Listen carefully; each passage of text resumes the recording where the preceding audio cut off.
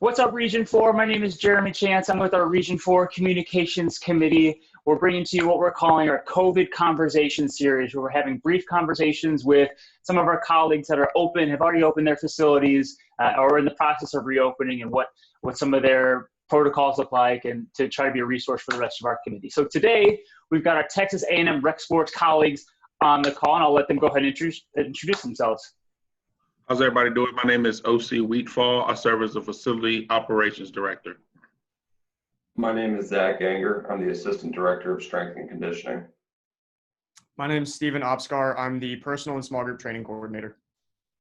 Awesome. Really glad to be chatting with y'all today. So we'll go ahead and dive in. First question, what are some of the most significant or big changes y'all made to get your facility up and running? I think for me, the first thing is, which a lot of people probably implemented, is coming inside the door, everybody's got to have a mask on. And in regards to that too, the social distance that we refer to as physical distance as well has been implemented throughout. We purchased the little airport feet that you see to kind of mark out paths where people can walk and stand. And then we just designated we have multiple entrances inside our rec center. So we've designated certain ones for entry and certain ones from exit. So we're trying to eliminate as much contact to contact between patrons and staff as possible. So we switched to cashless as well. And the plexiglass has been implemented at all of our desks and in our stations for transactions and things too. Yeah, we had 2 in the strength conditioning room, and throughout the facility, we've got a lot of capacity limits where, 25% or 50% or an arbitrarily lower capacity to ensure that physical distancing is being kept. So for example, in the strength conditioning room, although 50% capacity is probably closer to that 300 to 350 patron number, we're at 200 because it's more than adequate for what our summer needs are, and allows us to ensure that even in a fluid environment, people are able to maintain that space. And to that end, we took probably 15 to 20 pieces of equipment off the floor entirely, and we put another half out of service after that, where multiples of machines, whether it was pin select or cardio, we took them and just either powered them down or put temporarily out of service signs, so that way patrons would always have a minimum of 6 feet when they're utilizing the equipment. Yeah, and the one thing that we had to do right at the beginning, especially, and we are still doing within a lot of our program areas, is like registration for time slots. Especially like for me within personal training, the trainers have to actually go in and reserve a time slot within our PT suite. Sure. But then even within the strength and conditioning room right off the bat, when our numbers were so much lower, we were utilizing like a sign-up software so that people could register for a time slot, so they knew they actually were going to be able to get in, and there wasn't big lines forming throughout the facility, all that kind of stuff. Awesome. Quick follow-up. Has there been any pushback or negative feedback from members with the new protocols? A little bit. And OC staff usually bear the brunt of it. I think the thing that we've seen from patrons is overwhelmingly they're just happy that we're open. Sure. They're just happy to have a place to be able to recreate. Obviously, some of them are, a little upset at the beginning when we were kind of flying by the seat of our pants and troubleshooting as we went, because at the time there weren't too many other facilities that were open. Right. To be able to give us some of this information. So we were, adapting every day, every other day, and trying to push out new marketing materials and new procedures to make everything as simple as possible. So that was frustrating for them, and I can understand that, especially with the lower capacity limits that we had, where a lot of people were getting turned away, and we had courts that were just sitting open because we couldn't allow anyone to do anything on them. And they're like, well, look at all this space. Now, I'll concur with Zach. I think the other thing is, like you said, since we're one of the first ones open, a lot of the things we'd get an edict from our president to say, hey, this is the way it needs to go, and we'd have to implement it within 2 or 3 hours. And folks are like, wait, I just came yesterday and this wasn't the case. Right. And so they felt like they could see we were constantly flying by the seat of our pants and changing things on the fly. And so they don't understand that that's not coming from us, but we just have to implement it. And so unfortunately, that was part of the deal when you open, that a lot of those changes are going to be real time.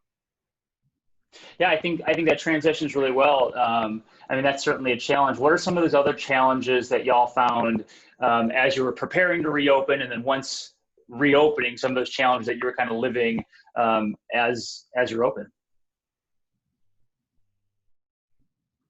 I think for me, the first thing we had to do was the entry and egress of patrons. When the facility's open, it's a natural flowing thing where people kind of dodge other folks, and if someone's standing in line, they know to walk around them. Well, we now had to kind of figure that out, how that was going to work inorganically, and we got it right on some places and wrong on the others. And so that took some going back to the drawing board and fixing that, so that when folks got staged, like for instance, going into the strength and conditioning room, there's a line forming, and that line snaked around the whole building, and that literally touched every point. And so we're like, we got to do something about that. So kudos to Zach and Stephen for coming up with multiple options to kind of fix that situation. Then on top of that, we decided to implement a mandatory cleaning of 2 to 3 hours between this period. One, supplies are limited, as Zach can probably attest to this. Like, you no matter who you call, how far you call them away, you're on the list to get on the list in order to get something. And so as much as we clean, we knew our products were at a finite source. And so that's still an ongoing thing we're trying to figure out, trying to help with that solution as we continue to clean the facility. Sure. Yeah, I would add, like, we had the conversation real early on when we were discussing reopening. With all of the additional cleaning procedures that we were going to put into place, we knew we were going to go through cleaning product at an exponentially higher amount. And I spend the first hour to hour and a half every day just trying to secure some cleaning products. Gym wipes are gold is easier to get right now than gym wipes, as well as an aerosol disinfectant that we use throughout multiple different areas of the facility. It works great. We've used it for years, but the company that we utilize has had to offer us similar products with similar SDS sheets, but from different manufacturers, because their product is just, it's flying off the shelves. Right. And you can imagine, like, hospitals, nursing homes, all of the places that are kind of open want something that's going to do the job really well. And that's just been something unique that we've kind of had to roll with and figure out, like, what are our backups. Hand sanitizer, we've got a bunch of hand sanitizer stations throughout the facility, but the supply of those is not always guaranteed either. Right. I think for us too, it was figuring out how our programs really fit into all of the requirements that were being handed down by the state and, I mean, local, or even the university for that matter. Like, for the longest time we were open, but the majority of our program areas were still operating 100% online. And so figuring out, like, what it was going to look like if we were going to be able to, like, for personal training, for example, how do we fit our clients and our trainers into the caps of the weight room, knowing that it's completely capped all day, every day. And so it was just a lot of troubleshooting like that, and figuring out at what point we were going to be able to actually open that up, and which of our programs were going to be able to open up. We had to run through, like, trial scenario after trial scenario of, like, within my small group training program, what it was going to look like if we were going to be able to get people into a room, right, and still be able to move throughout that room and keep distance between people and offer a product that we were still happy with, whether or not, I guess not whether or not, but a product that we were happy with based off of the guidelines that we were being handed. Sure. Yeah, I think everybody's in a rush to get the facility open first and foremost, and that's, like, the programming side kind of has to patiently wait and follow along. We'll kind of wrap up on this, and we'll go one by one, starting with you, Oscee. What one or two pieces of advice can you give to our Region 4 colleagues as they're preparing to open post-pandemic, or as we're kind of still living this pandemic? Thanks for letting me go first. I'll take the low-hanging fruit. I would say definitely be adaptable and be patient. Like we said, we went through a lot of trial and error, and we still don't have it quite 100% right, but it works for our facility. So don't get so stuck on one way that you're not listening to either the students, the patrons, your other colleagues, or anybody else in the region as to something they've tried at their facility and they've had success with. Sure. Zach, go ahead. Yeah, I'm going to apologize for everyone that's listening to this. It's not like I'm going to give away something that people don't already know. But the big thing for me was just communication with our student staff. I know Oscee's area, I know ourselves in strength and conditioning, we were weekly, if not more frequently, communicating with our student staff. But also, when we reopened, stuff that we talked about that intellectually worked out did not actually work out. Right. So, Oscee and Stephen and I were going back and forth a lot about how we were going to manage the check-in process, where staging was going to be. So communication with your colleagues is really important, because what works for Texas A&M may not work for everyone. Everyone's got a different facility, different choke points, different realities.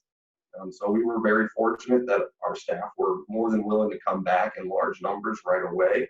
That may not be true for some people, but we did have a situation where our bouldering wall is right next to the entrance to the strength conditioning room, which is a choke point. So that was a difficulty that other people may not have. And we were just at all hours of the day, throughout weekends, early mornings, late nights, just making sure that we were troubleshooting issues as they happened. Sure. Stephen. Yeah, I think just kind of reiterating what both of them already said is being willing to listen to your staff and patrons, because they are the people on the front lines and they know exactly what's going on. Especially because, like Zach said, we can do everything we can to sit here and talk through all of the different reopening things that we're going to do. But the second we open and that first couple hours of the day happens and our staff is there, and they're like, hey, this isn't working. And so you got to be able to be adaptable and work on the fly. And like Oscee and Zach both said, there's a lot of things that we changed right off the bat. But also, I think being willing to actually take that time yourself and be down there so you can see it. I think there's a lot to be said for especially your staff seeing you out there, knowing that, like, hey, you are just as passionate about this, and you want to make sure that we're able to stay open for them just as much as they want you to be open. So awesome. I think that's really great advice. I wanted to thank the three of you for joining us for this first COVID conversation series. We'll include the information below with some of the specifics, the details of the reopening plan. We'll also include the contact information for these three guys. So feel free to reach out if you have any questions, and tune in next time. Thanks.